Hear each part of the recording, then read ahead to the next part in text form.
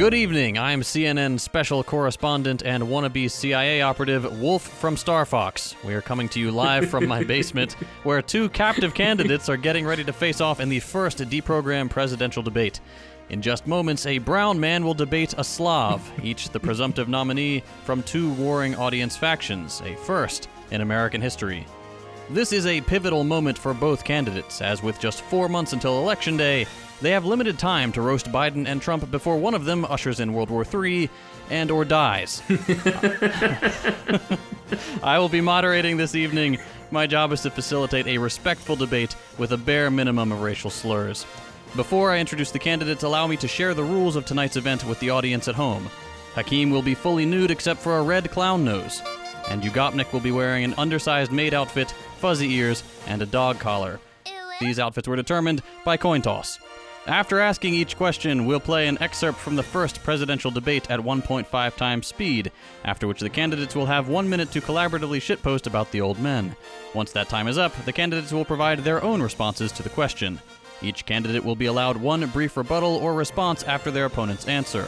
Additional clarification or follow-up may be allowed at the moderator's discretion. In the first presidential debate, the candidates' microphones were turned on only when it was their turn to speak. In the interest of fairness and authenticity, we will leave both microphones unmuted at all times, and anytime a candidate interrupts their opponent, I will raise their volume by 5 decibels to ensure a robust and forceful exchange of ideas. At the end of the debate, each candidate will have 1 minute to make a closing statement and beg for their life. There is no studio audience tonight, mostly because this basement is cramped and smells like feces, as the candidates have been trapped here for some time. By accepting my invitation to the debate, both candidates have agreed to accept these rules. Now, please welcome the Dr. Theory Man, Hakeem. Hello. Hi. And please welcome alcoholic poet-philosopher, Ugopnik. Dobar dan, hello, hello. Gentlemen, thank you so much for being here. Let's begin the debate. And let's start with an issue that voters consistently say is their top concern, the economy. Under President Biden, inflation has slowed, but prices remain high. Since Biden took office, the price of essentials has increased. For example, one Twitter user repurchased items from a 2020 grocery shop and found that the total cost had almost quadrupled, and typical home prices have jumped more than 30%. In Mississippi, the least expensive state in the country, a family needs an income of over $106,000 to achieve what's considered the American dream: homeownership and relative stability. What do you say to voters who feel they're worse off under Biden than they were under Trump? We got to take a look at what I was left when I became president and what Mr. Trump left me. We had an economy that was in free fall. The pandemic was so badly handled. Many people were dying. All he said was, it's not that serious. Just inject a little bleach into your arm. You'll be all right. The economy collapsed. There were no jobs. Unemployment rate rose to 15%. It was terrible. And so what we had to do is try to put things back together again. And that's exactly what we began to do. We created 15,000 new jobs. We brought out in a position where we have 800,000 new manufacturing jobs. But there's more to be done. There's more to be done. Working class people are still in trouble. I come from Scranton, Pennsylvania. I come from a household where the kitchen table, if the things weren't able to be met during the month, it was a problem. The price of eggs, the price of gas, the price of housing, the price of a whole range of things. That's why I'm working so hard to make sure I deal with those problems. And we're going to make sure that we reduce the price of housing. We're going to make sure we build 2 million new units. We're going to make sure we cap rents so corporate greed can't take over. The combination, what I was left with in corporate greed, is the reason why we're in this problem right now. In addition to that, we're in a situation where if you take a look at all that was done in his administration, he didn't do much at all. By the time he left, things were in chaos, literally chaos. And so we put things back together. We created, I said, those jobs. We make sure we had a situation where we brought down the price of prescription drugs, which is a major issue for many people, to $15 for an insulin shot as opposed to $400. No senior has to pay more than $200 for any drug, all the drugs they can include beginning next year. And the situation is we're going to make that available to everybody, to all Americans. So we're working to bring down the price around the kitchen table, and that's what we're going to get done. Thank you. President Trump? We have the greatest economy in the history of our country. We have never done so well. Everybody was amazed by it. Other countries were copying us. We got hit with COVID. And when we did, we spent the money necessary so we wouldn't end up in a Great Depression, the likes of which we had in 1929. By the time we finished, so we did a great job. We got a lot of credit for the economy, a lot of credit for the military, and no wars, and so many other things. Everything was rocking good. But the thing we never got the credit for, and we should have, is getting us out of that COVID mess. He created mandates that was a disaster for our country. But other than that, we had given them back a country where the stock market actually was higher than pre-COVID, and nobody thought that was even possible. The only jobs he created are for illegal immigrants and bounce-back jobs, a bounce back from the COVID. He has not done a good job. He's done a poor job, and inflation's killing our country. It is absolutely killing us. Hakeem, we'll start with you. Your response. All right, so first I would like to begin with a very important quote. 75% of U.S. customers microwaved their Hot Pocket meal for less than recommended time and ate them semi-frozen. Is this a coincidence? I think not. All right. Will you, brother? So the issue is that you have these fucking immigrants, okay? They're taking your Hot Pockets and stashing them away like squirrels in their little goon caves. I will please, if you will look over to Exhibit A, this beautiful graph that I prepared for you, the general decline in Hot Pocket consumption, of which there are actual U.S. government statistics. I'm not kidding. I don't believe you. Your country's a fucking meme. I'm not joking. All right. The total rate of consumption roughly aligns with the falling rate of profit. Now, what does this mean for inflation exactly? I don't know, but maybe, being more serious, maybe sticking to the myth of the stupid price-wage spiral, where supposedly increasing wages in response to inflation will increase prices, which is a myth, by the way. There's no evidence for this. Sticking to this while allowing private corporations to continuously jack up prices for record profits despite state subsidies that they've gotten, at least since COVID, if not earlier, in examples of agribusiness, for example. Maybe this isn't the best possible thing for inflation. Maybe just handing them free rein to dictate prices and just keep jacking it up for infinite profit is possibly, at least tangentially correlated with the inflation people are suffering. But more than this, of course, the reason for the cost of housing, or the record cost of housing more accurately, is a mixture of real estate speculation that has existed in the US since at least the 90s, that has accelerated since 2008, and particularly since COVID, by private actors, as well as a lack of affordable housing stock because there's no fucking building going on. So an infrastructure program would reduce total prices of basically everything, create plenty of jobs, allow for increased total spending in the actual economy via, consume, which capitalism thrives on. And this would also tame the excesses of the current crisis. But the only permanent solution would be the total nationalization of industry, and of course particularly construction and housing stock. More than this, though, and I have it, I need to say this, I'm compelled by the public. I have it on good authority that following toe jam samples obtained by less than legal means of my dear opponent, we have found that he has, via DNA analysis, proved to be at least at the minimum 33% Albanian. And I'll let you. These are vile lies brought to you. Thank you. Thank you, Candidate Hakeem. Thank you, Candidate Hakeem. Ugopnik, your response. Okay, you must excuse my opponent here, for his oriental mind can only speak in extremes.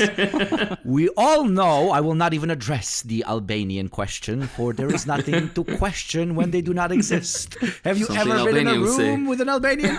Okay, so we all know that nationalization inevitably leads to the confiscation of property, toilet paper, and eventually even the wholesale state ownership of the very same Hot Pocket he used as an example. No, the program I am offering today is titled The Great Patriotic War on Welfare Queens. For too long have we been plagued by an underbelly of our society which actively chooses to play by different rules. Lazy, self-obsessed parasites leeching off of the sweat of the working American people. Every time they fail, they expect us to bail them out. Every time they succeed, which is rare, they give nothing back. They ruin our neighborhoods and run them into unaffordable squalor. They take and take and take. And I say, my dear fellow American, enough is enough. With the launch of the Great Patriotic War on Welfare Queens, we shall take back every inch of property freely given to these leeches for rent exploitation. We will make the fake profession of landlordism illegal and completely forbid long-term renting. No more shall the landlord leech off of our country's inability to provide housing for all our citizens. No longer shall we allow those who do not contribute to society in any other way except simple ownership to prosper. No, my dear brothers and sisters, the solution to bringing back the American dream is making long-term rental or mass ownership of property equally punishable by law as the sale of crack. No crack, no landlords. Make America work again. Now, Candidate Hakeem, he mentioned you specifically, called you a dirty Oriental, and suggested that you enjoy Oriental. crack. No, I never said dirty. I never said dirty. Suggested Never that you said personally use crack on a daily basis. Do you have a response? He is 100% correct in this. Okay. Thank you. And he's the one who has sold me the crack. All right. To both the candidates. That is what thank you. explains his visions of me being Albanian. This shall not go down in history. I came here for a civilized debate, and such offenses are being hurled at me and my spirit. I shall never forget this. I hear the skiptir screeching from a mile away. Okay, I'm sorry. I'm so sorry. Thank you to both our respectful candidates for this exchange of ideas. Over the last 8 years, under both the Trump and Biden administrations, the national debt soared to record highs. And according to a new analysis, President Trump's administration approved $8.4 trillion in new debt, while so far President Biden has approved $4.3 trillion in new debt. Many of the tax cuts that Trump signed into law are set to expire next year. Trump wants to extend them and go even further. With the U.S. facing trillion-dollar deficits and record debt, should top earners and corporations really pay even less in taxes than they do now? Here's what the presidents had to say. Because the tax cuts spurred the greatest economy that we've ever seen just prior to COVID. And even after COVID, it was so strong that we were able to get through COVID much better than just about any other country. But we spurred, that tax spurred. Now, when we cut the taxes, as an example, the corporate tax was cut down to 21% from 39%, plus beyond that. We took in more revenue with much less tax, and companies were bringing back trillions of dollars back into our country. The country was going like never before, and we were ready to start paying down debt. We were ready to start using the liquid gold right under our feet, the oil and gas right under our feet. We were going to have something that nobody else has had. We got hit with COVID. We did a lot to fix it. I gave him an unbelievable situation with all of the therapeutics and all of the things that we came up with. We gave him something great. Remember, more people died under his administration, even though we had largely fixed it. More people died under his administration than our administration, and we were right in the middle of it, something which a lot of people don't like to talk about. But he had far more people dying in his administration. He did the mandate, which is a disaster, mandating it. The vaccine went out. He did a mandate on the vaccine, which is the thing that people most objected to about the vaccine. And he did a very poor job, just a very poor job. And I will tell you, not only poor there, but throughout the entire world, we're no longer respected as a country. They don't respect our leadership. They don't respect the United States anymore. We're like a third world nation between weaponization of his election, trying to go after his political opponent, all of the things he's done. We've become like a third world nation, and it's a shame. The damage he's done to our country, and I'd love to ask him, and will, why he allowed millions of people to come in here from prisons, jails, and mental institutions to come into our country and destroy our country. President Trump, we will get to immigration later in this block. President Biden, I want to give you an opportunity to respond to this question about the national debt. He had the largest national debt of any president in a 4-year period, number one. Number two, that $2 trillion tax cut benefited the very wealthy. What I'm going to do is fix the tax system. For example, we have 1,000 trillionaires in America. Billionaires in America. And what's happening? They're in a situation where they, in fact, pay 8.2% in taxes. If they just paid 24% or 25%, either one of those numbers, they'd raise $500 million, billion dollars, I should say, in a 10-year period. We'd be able to wipe out his debt. We'd be able to help make sure that all those things we need to do, child care, elder care, making sure that we continue to strengthen our healthcare system, making sure that we're able to make every single solitary person eligible for what I've been able to do with the with the COVID, with dealing with everything we have to do with, look, if we finally beat Medicare. Thank you, President Biden. President Trump? Well, he's right. He did beat Medicare. He beat it to death, and he's destroying Medicare because all of these people are coming in. They're putting them on Medicare. They're putting them on Social Security. They're going to destroy Social Security. This man is going to single-handedly destroy Social Security. These millions and millions of people coming in, they're trying to put them on Social Security. He will wipe out Social Security. He will wipe out Medicare. So he was right in the way he finished that sentence, and it's a shame. What's happened to our country in the last 4 years is not to be believed. Foreign countries, I'm friends with a lot of people, they cannot believe what happened to the United States of America. We're no longer respected. They don't like us. We give them everything they want, and they think we're stupid. They think we're very stupid people. What we're doing for other countries, and they do nothing for us. What this man has done is absolutely criminal. Turning back to you, candidate Hakeem, what do you say on the subject? Yeah, taxes, schmaxes. Just print more money, baby. It's all numbers in the system. It's all just numbers in a computer. All right. Tax cuts are favors to the ruling class, but skimming a little off of their horrendously engorged profits isn't the way to dealing with debt, and debt isn't always a bad thing per se. It doesn't matter if the taxation rate is 10% or 50%. The system is built so that it doesn't matter for the people who eventually are taxed. They can always move their business outside. They can use 10,000 different loopholes to pay less taxes. They can always report them fraudulently and then pay the much lower fines. Instead, the Chinese solution, with control of core industries by the state and a shifting of debt from external to internal, meaning shifting debt so that's between state institutions and state banks, that way it's very easily controllable and maintainable and nothing that really can get out of hand. Of course, since the state also, if it's indebted to itself, it's not the biggest deal.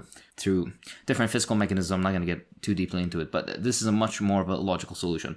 By the way, for the people who listen, Trump didn't answer the question at all. And Biden just keeps framing taxes as, the source of funding healthcare, etc. But that's not how any of this works. If you want to fund healthcare or whatever, you eliminate the insurance lobby, you eliminate private hospitals or severely limit them, etc. You run things on a for people and not for profit basis. That's what will eliminate debt and support these programs in the first place. Taxes are just a red herring for these conversations. Well said, Candidate Hakeem. Yugopnik, I have no racial slurs for my competitor Yugopnik right now. We're already improving. Well done. Mr. JT Chapman, you said well said. Please abstract yourself from such comments. You said you are a neutral party to this discussion. He's getting a handy the entire time underneath the table. This is just a continuation of the handouts that they've been giving to people like Hakeem in this country for so long. A little laugh at that. Like, I have to laugh at that one. That was really good, bro. That was really fucking good, you piece of shit. Okay, so but anyways, I must say I disagree and say we help the wealthy with their taxes. In my patriotic plan for widespread debt alleviation, I say less regulation, not more. So how will this work, you may ask? Well, simple. When there are no uber wealthy people, there is no one who has to pay the high tax bracket. If we want to truly deregulate our wide and aggressive state apparatus, we must address what's causing it. There's no need for taxes. That's the Chinese way. Under my leadership, the eagle won't tax the super rich, for there will be no super rich. Oh, and what if they refuse this new way of free governance? Well, then we have to reintroduce them to the good old Fourth Amendment, don't we? No more leeches. Money isn't supposed to make money. Red-blooded American labor is. Make America work again. Damn, he has a slogan for each one of these. I should have fucking... All right. Hello, dear listener. Editor JT here. This has been a little sneak peek of one of our monthly exclusive Patreon episodes. If you want to hear the rest, support the show, get episodes a week early, and lots of other benefits like access to our Discord, check out our Patreon at patreon.com/thedeprogram.